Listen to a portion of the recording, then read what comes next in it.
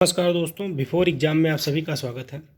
Current international current का एक discussion है। देखिए, आप लोग इस समय चर्चा का विषय बना हुआ है कि भारत जो है वो बीजिंग शीतकालीन ओलंपिक का बहिष्कार कर रहा है। अब हम बहिष्कार से रिलेटेड जितने भी फैक्ट हैं, क्यों किया जा रहा है, रीज़न क्या है, इनका डिस्कशन करेंगे। तो जो बीजिंग ओलंपिक हो रहा है, शीतकालीन ओलंपिक, उसका भारत ने राजनयिक बहिष्कार की घोषणा की। किसकी? राजनयिक। अब देखिए, इसमें होता क्या क्या है। तो इसमें उद्घाटन और साथ साथ ही क्या हुआ कि ओलंपिक का उद्घाटन और समापन समारोह भी दूरदर्शन पे नहीं दिखाया जाएगा। तो ये दो चीज़ें हैं, एक तो बहिष्कार किया है और साथ ही साथ क्या हुआ कि शीतकालीन ओलंपिक उद्घाटन और समापन समारोह को अब दूरदर्शन पर नहीं दिखाया जाएगा। इससे रिलेटेड फैक्ट चलिए देख लेते हैं।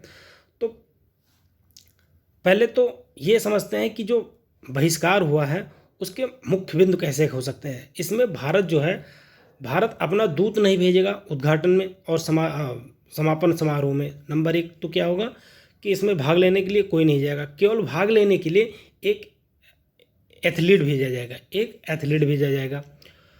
हालांकि ऐसा नहीं कि हमेशा भारत जो है चाइना में होने वाले ओलंपिक या बीजिंग ओलंपिक जो भी हैं उनका बहिष्कार करता है, ऐसा नहीं है। इससे पहले जो बीजिंग ओलंपिक का समर्थन किया था और ब्रिक्स सम्मेलन के दौरान शीतकालीन जो ओलंपिक हुआ था उसमें भारत ने समर्थन किया था। बट चीन की कष्टकारी जो हरकतें हैं उसके कारण भारत ने अपना समर्थन वापस ले लिया है। अब हम जानते हैं कि ये जो कौन सी ऐसी उसकी हरकत है जिसके कारण भारत ने अपना समर्थन वापस लिया है। तो आप लोग जानते हैं, एक्चुअली में वहाँ पे जो एक भारत के द्वारा एक ऑपरेशन चलाया गया था। तो भारत जो ऑपरेशन चलाता है स्नो लेपर्ड, आपने ऑपरेशन स्नो लेपर्ड इसके बारे में सुना होगा। तो ये क्या था कि इसमें भारतीय सेना ने एक ऑपरेशन चलाया था। इसमें LAC पर चीनी अभियानों की निगरानी के लिए चलाया गया था। किसके लिए?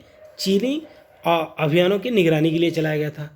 अब हुआ क्या कि इसमें जो है LAC पर भारतीय सैनिकों की तैनाती बढ़ा दी गई।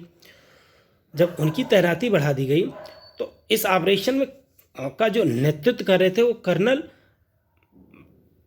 बिकमल्ला संतोष बाबू ने किया था। ये कब की है? एक्चुअली में भारतीय सेना ने मई में ही एक अस्थायी पुल का निर्माण किया था और इसे तोड़ने के लिए इससे जब इसकी बात चीनी सैनिकों को पता चली तो उसमें हड़कंप मच गया और 6 जून को ये पुल को तोड़ने के लिए सैनिक आए थे। और इसके बाद क्या हुआ कि 15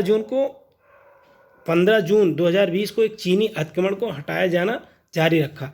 इन सभी अभियानों का जो नेतृत्व करते हैं वो कौन है? चाइना के थे फयाओ, क्या नाम है? फैबाओ। अब ये इसका नेतृत्व कर रहे थे और इसमें झड़प हो जाती है चाइना और भारत के सैनिकों के बीच में। और उसमें कुछ लोग भारत की तरफ से और कुछ चाइना की तरफ से लोग नदी में गिर के या चोट लगने से एक्सपायर भी कर जाते हैं। अब हुआ क्या कि उसका जो नेतृत्व कर रहे थे वो कौन है? चीनी सेना का फयाओ। ये घायल हो गए थे उसमें। जब भारतीय चीन और उसके बीच में झड़प होती है, भारतीय और चीनी सेना के बीच में झड़प होती है तो वो घायल हो जाते हैं। और इसी में 20 भारतीय सैनिक और 4 चीनी सैनिक मारे गए थे। और जो फयाओ हैं ये क्या है कि एक्चुअली में घायल हो जाते हैं और फिर उसके बाद में बच जाते हैं।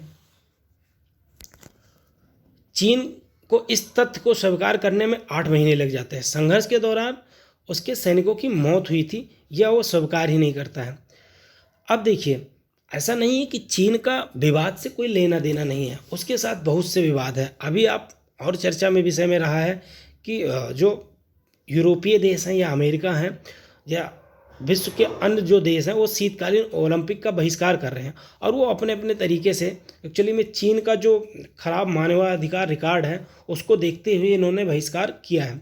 अब इसमें है क्या कि उइगर और अन्य मुसलमान अल्पसंख्यकों के लिए खिलाफ एक्चुअली में एक अभियान, जबरन नसबंदी अभियान और सामूहिक नज़रबंदी शिविरों के खिलाफ